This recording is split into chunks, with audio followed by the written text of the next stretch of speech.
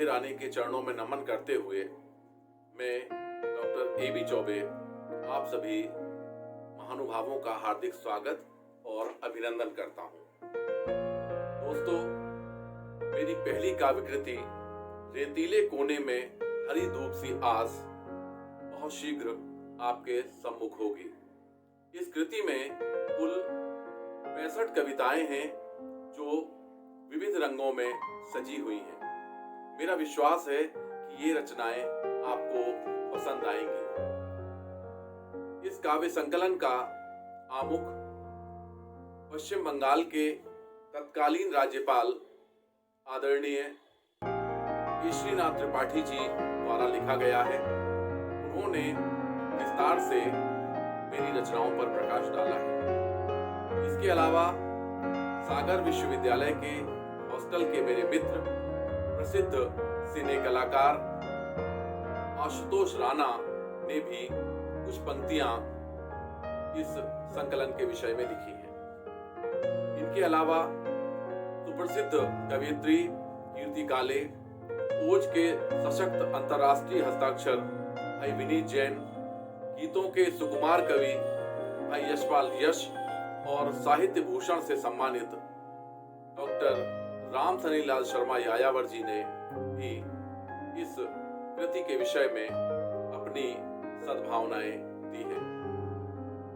अपने समय के जाने माने गीतकार डॉक्टर सोम ठाकुर का आशीर्वाद भी रेतीले कोने में हरी धूप सी आस को मिला है।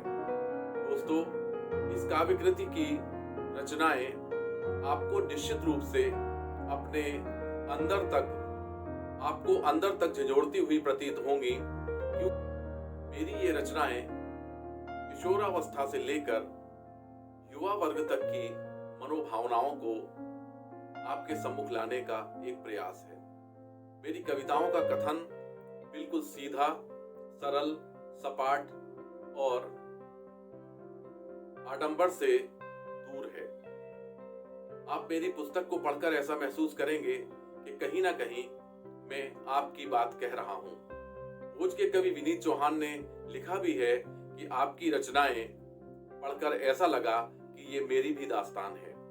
मैं आपको इस काव्य संकलन की एक रचना सुनाता हूं।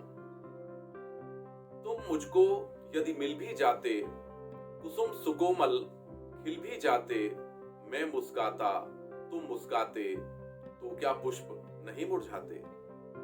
माना दिए राह पर जलते, जीवन पथ पर हम संग चलते, कहीं तुम्हें कांटा चुभ जाता, कहीं तुम्हें छाले पड़ जाते, तो फिर क्या हम चुप रह पाते, इतना दर्द कहां सह पाते। दोस्तों, जिंदगी में सबसे प्रमुख चीज यही है कि हम जब किसी से मिलते हैं तो बिछड़ते भी हैं, और इसीलिए मुझे बिछड़ने के बाद हमेशा मिलन की आशा दिखाई पड़ती है, मिलन की आशा दिखाई पड़ती है। इसके अलावा बहुत सारे मुक्तक और स्थितियां आपको अपनी प्रतीत होंगी। जैसे इसका एक मुक्तक, रूप सौंदर्य का एक सागर हो तुम, जो भरी नेह से ऐसी गागर हो तुम सुमन सी खिली, गंध बन उड़ रही, उस पे 16 कला नटनागर हो तुम। इसी तरह की कुछ और कविताएं मैं आपके सम्मुख रखने का प्रयास करता हूं। इनमें से एक रचना आपके सम्मुख रखता हूं। बिन तेरे क्या सांझ क्या सवेरे, बिन तेरे क्या सांझ क्या सवेरे, प्रेम का कुछ धन पाया था, प्रेम का कुछ धन पाया था, मुझे पता न था, मुझे पता न था, इसको सहेज रखना कितना था दुष्कर, पीछे थी दुनिया आगे लुटेरे, बिन तेरे क्या सांझ क्या सवेरे। इसी तरह की युवा हृदयों को टूटे हुए दिल वाला प्रेमी अपनी प्रतिक्रिया किस प्रकार देता है, देखें। कभी कभी जी में आता है कि तुम्हें दे दूं इतने शाप, कभी कभी जी में आता है कि तुम्हें दे दूं इतने शाप, कि तुम गलती रहो अग्नि में, जलती रहो शीत में, ठीक वैसे ही जैसे पतंगा जलता है दीप में, और जैसे मैं जला गला और पिघला हूं तेरी प्रीत में। मित्रों, इसके अलावा कुछ रचनाएं ग्रामीण परिवेश को भी उकेरती हैं और गांव की परिस्थितियों को, गांव से दूर जाने को, उस दर्द को हमें एहसास कराती हैं। मुझे विश्वास है कि मेरा रचना संग्रह रेतीले कोने में हरी धूप सी आस आपको पसंद आएगा।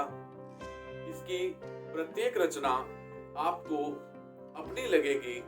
मेरा यही प्रयास है। इसमें ना कोई आडंबर है, ना कोई मिलावट है, ना कोई दिखावट है और ना कोई जबरदस्ती की सजावट है। कवि के हृदय में जो भावनाएं और जो शब्द माँ वाणी की कृपा से, परम पूज्य सद्गुरुदेव की कृपा से आए, उन्हीं को लिखा गया है। ये मेरा पहला काव्य संकलन है। मुझे विश्वास है कि आप इसे पूरा सहयोग देंगे, इसे पसंद करेंगे, इसे सराहेंगे। अगर आप ऐसा करेंगे तो मुझे बहुत खुशी होगी और मैं आगे भी लिखता रहूंगा। इसके बाद मेरी एक और काव्य कृति फूल टेसू के, जो कि एक गीति काव्य है, वो आपके सम्मुख आएगी। उसका एक मुक्तक मैं आपके सामने रखता हूं। झरेंगे पहले पीले पत्र, तभी फिर आएगा नव सत्र। यही है प्रिय जीवन का चक्र, सुगम भी तिर्यक भी है वक्र। मेरे अजीज साथियों, आप सभी का प्यार मुझे मिलेगा। इस कृति को निखिल प्रकाशन और वितरक यानी निखिल पब्लिकेशन और डिस्ट्रीब्यूटर्स ने बहुत खूबसूरती से छापा है। इसको एक ऐसा सुंदर कलेवर दिया है जिसे देखते ही आपको इससे लगाव हो जाएगा, ऐसा मेरा विश्वास है। आपकी सद्भावनाओं, शुभकामनाओं और आपकी सहृदय प्रतिक्रियाओं का मुझे इंतजार रहेगा। मैं डॉक्टर अजित बिहारी चौबे एक बार पुनः आपका हार्दिक धन्यवाद करता हूं।